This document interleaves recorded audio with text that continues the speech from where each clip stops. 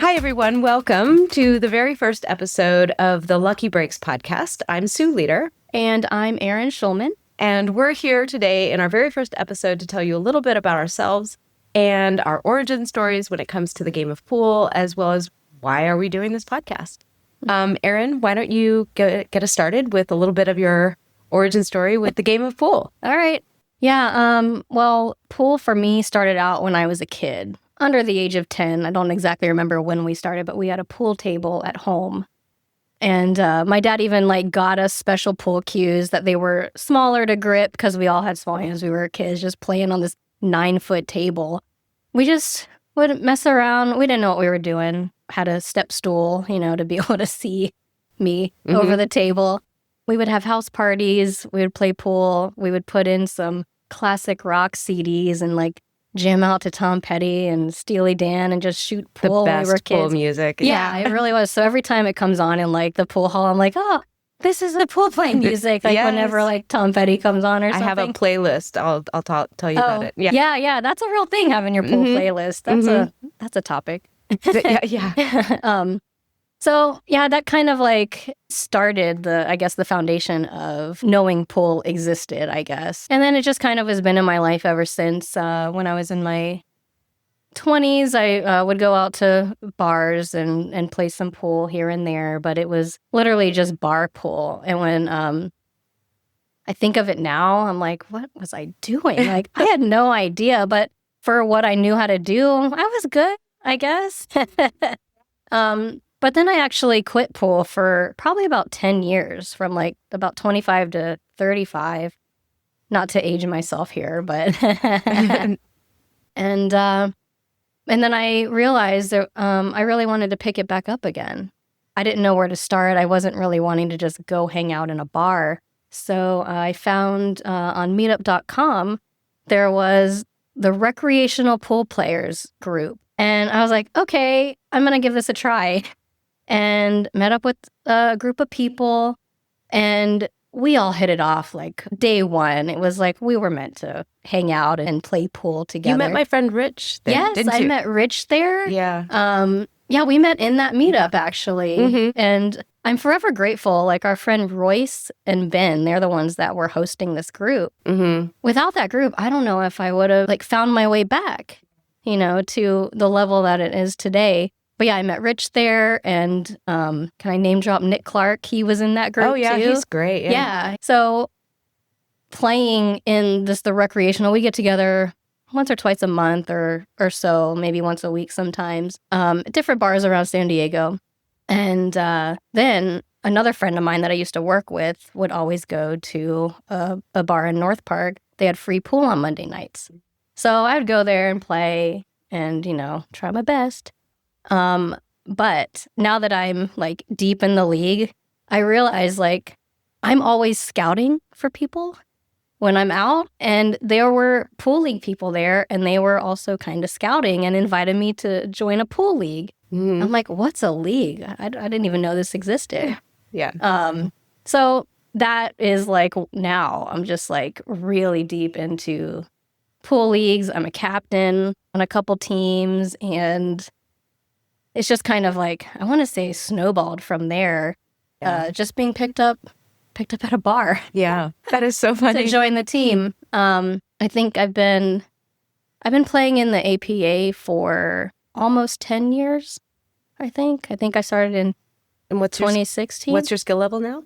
I bounced from a 3 to a 4 in 8-ball, and I am a 4 in 9-ball. Yeah. I would have said you were definitely a 4. Yeah, I had a bad year. And that happened. And it kind of, is represented in my skill level drop. But I've taken some lessons, and I'm trying to get that back up because I don't want to be a forever 3. I do strive to do better. But 3s are so valuable too, so. They are. And I like being the 3 sometimes, but I still want to do better. Yeah. I study and do all the things and practice, watch the videos, It's an interesting kind of comparison or conflict maybe between you want to be better and you want to have your skill level reflect that, but you kind of have to know that as your skill level goes up, you're probably going to lose more. And that's kind of sucky, but I totally get it. Yeah. Yeah, no, the competition, like when I had to bump up to playing the 4s and the 5s in 8-ball, it was a whole different playing field. Even though it's just one more game. Just one more game, the knowledge is different. Like my safety play has to change. The safeties that a 5 can get out of are different than what a skill level 3 knows how to get out of. True. It's just like, it's a whole new world up there. But I want to try to become a 5 eventually. Of course, yeah. But I'm sure you're on your way. How many nights a week do you play? Let's see. Got Tuesday night, Wednesday night, Saturday once a month, or twice a month, excuse me, and Sundays I'm on a BCA team for 8-ball. And I think that's it for now. Yeah, very cool. Just about enough. Yeah. So what about you, Sue? What is your story? Where did you start with pool? Yeah. Well, very similar story. I feel like I got picked up in a bar. So I used to live in Pacific Beach, and I would go out with friends to the kind of the same spot all the time, and they had pool tables, so that was always my sort of preferred activity of choice when I would go out with friends. And there was another woman there who saw me playing and said, "Oh, I think you'd be great in a league. Why don't you join?" And I joined a team out of the library. Was my first team. And in the very first season, like at the end of that session, the team captain moved out of town, and they said, "Oh, I think, Sue, you'd be a great captain." So I became a captain right away. I was a skill level 3. Quick. Yeah. Yeah. And I became the captain. And then that next kind of session, our team qualified for Vegas and nationals. Oh, that's great. I know. So my very first year, I was the captain of a team that went to Vegas for 8-ball. And I just remember being like, "Oh my God, this is incredible," right? Like I'm just started. I'm a 3, so valuable. And we went to Vegas. We didn't do very well. There was some drama, which there sometimes is drama on these teams. But we had a great time. I had a great time, and that was really the beginning. And I think by the time I started my 3rd session, I'd gotten invited to be on a 9-ball team. So I started playing 9-ball, and that was, over 20 years ago. And I've crossed the 2,000 match mark with APA. And so I've just become a huge fan of the game. BCA has been a great addition to my life. I really love the BCA format. But I don't know that I can ever let go of the APA. I sort of have like this weird love-hate relationship with the APA because there's, I really love that it brings in new players like I was when I first started. Yeah, definitely. Yeah. But at the same time, that comes with additional sort of stress and drama. You have to have a lot of patience because you're watching people of various skill levels.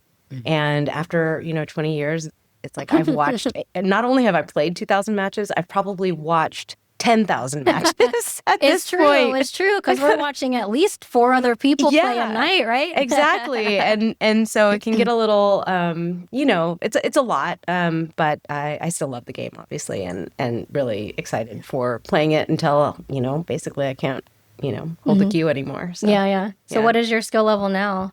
So right now in the APA, I'm a skill level 5. I've been up to a 6 in 8-ball for sure. In fact, I'm trying to get to 6 in 8-ball again. That's really tough, but I feel like my 8-ball game is doing well. My 9-ball, for some reason, I can't seem to break through to a 6 in 9-ball. I have my hypotheses on why that might be, and it's not about my game, or at least not about my physical game. It's definitely about my mental game. But yeah, that's where I'm at now. Oh, great. Yeah, you've come a great long way, and there's so much more to go. Yeah. And the BCA is really teaching me a lot of new strategies and techniques that I'm excited to put into play. Yeah. The BCA for me, I approach it a bit differently than I do for APA because our BCA league, we're both in the same league. We get points per each ball, and I have a different approach to my game when I play higher skill level people in that. Because you just try and get balls? Sometimes I'm not playing the same pattern I would in APA to get the full rack, because occasionally those extra points are going to help us win the round. Yeah. So sometimes it is, I'm going to take the duck in the pocket, as opposed to getting that trouble ball out sometimes. Right. Yeah, totally. But I really have enjoyed that BCA league too. Yeah, it's been a lot of fun. Yeah, I'm really glad Josh Watson started that league. Yeah. And speaking of Josh Watson, so he's going to be one of our first guests on this podcast. Maybe we Yeah. can segue into like, Yeah. what is this podcast all about? Who are we and why should we start a podcast? So Erin, why don't you start and say kind of like what's interesting to you about this podcast? Why did you want to get involved? Well, I always love learning about pool, and I'm constantly studying the game, watching pros, watching amateurs, watching anything I can online, watching people live and in person, like all the matches and stuff, because I'm looking for ways that I can improve and how I can bump up from that 3 and become that 4. I just love pool and love talking about it and listening to other people's stories and what they've experienced, because I've recognized across all skill levels, a lot of people are going through the same thing. A lot with the mental mindset, which is a heavy part of my practice, not having that negative chatter. That's been very active in my pool playing, because I'm very quick to say bad things to myself internally when I miss shots or don't get the leave. And it's like, you're not going to say that to your teammate. You don't need to say it to yourself. But I'm really looking forward to working on the podcast just to be able to hear those stories. And maybe it's going to, a light bulb will go off and be like, oh yeah, that's something that's going to work for me. And another side of it is I'm curious about the technical side and the production side of the podcasting. And so yeah, I'm just like a whole little roundabout of learning the pool and learning the podcasting. And I'm really excited like to be able to do this. And yeah. What about you? Like, what intrigued you to do a podcast about pool? Yeah. Well, I did a little podcast last year. It was audio only, and it was really fun. It was kind of about a different subject. It was kind of more story. It was stories, but all about sort of reflecting on an experience. And I interviewed Josh Watson for that podcast, and it was really good, and I really enjoyed doing it. And during that podcast, when I was interviewing him, I was like, Josh, I feel like there's a lot of content and subject matter that we could cover just related to pool, meaning it could be its own podcast. And I looked around at other podcasts that were out there, and there are a few out there. Cue It Up, Dogging It are a couple, but they're more geared towards sort of the professional world and the professional tournaments. And those are definitely very interesting, but they're not always as relatable to folks like you and me who are at a kind of a different stage in our career. And hearing about the pros and how great they are is wonderful, but we can't always relate, right? Like we don't really have the time to go practice for hours during the day. So we want tips that will help people at our level. And so that's one part. The other part is what I think is really interesting about the game of pool. And I sort of alluded to it with the team trip to the Nationals. I think when you're playing on a team, especially these APA teams, there's a lot of team dynamics that come out. And I think there's a lot of interesting things we can learn about being a teammate, being a team captain, being a coach that apply not just to the world of pool, but also outside of the world of pool. Yeah. In a work world or in families or groups of friends. Oh, absolutely. Yeah. Like translating that different personalities, it goes a long way everywhere. Yeah. And how do you pick people for the team?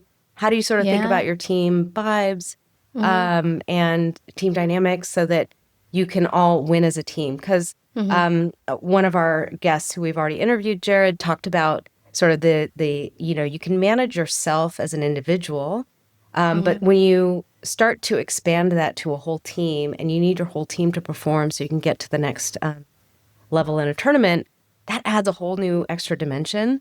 And I think that part's really interesting as well. So I thought we could talk to some teams, couples who play together as a doubles team, things like that. So I think there's just a lot of subjects we could cover. And every time I mention it around the way when I'm playing, people are like, "Oh, that sounds awesome! I'd love to listen to the podcast." So I'm super excited to launch this into the world. Yeah, me too. Yeah, I'm really excited. Yeah, for sure. But we're new to video, so you may notice that our videos are not maybe as highly produced as some more professional podcasts might be. We're kind of using the equipment that we have on hand. Yeah. Maybe if this podcast takes off, we can invest in more upgrade equipment. But for now, we're kind of keeping it casual, doing interviews in our house, maybe going out to bars and doing audio only when it makes sense. So trying different setups, see what works, and what our guests are comfortable with as well. For sure, yeah. So if you're watching this and you're interested in being a guest, we are going to put a form on our YouTube channel page, and we would love to hear from you. And you can reach out, and we can schedule an interview. Yeah, and if there's any topics that you're interested in, please reach out. We will happily talk about anything pool related. Yeah, exactly. And who knows, we may branch this out into doing some live streams of some matches or things like that. Who knows? Yeah, but we're excited to do this. And thank you, Erin, so much for joining me on this journey. I think it's going to be a lot of fun. Yeah, thanks for inviting me. It's going to be really exciting. Yes, for sure. All right. Thanks, everyone. Like and subscribe. Yeah, like and subscribe. All right. Thanks. Thank you.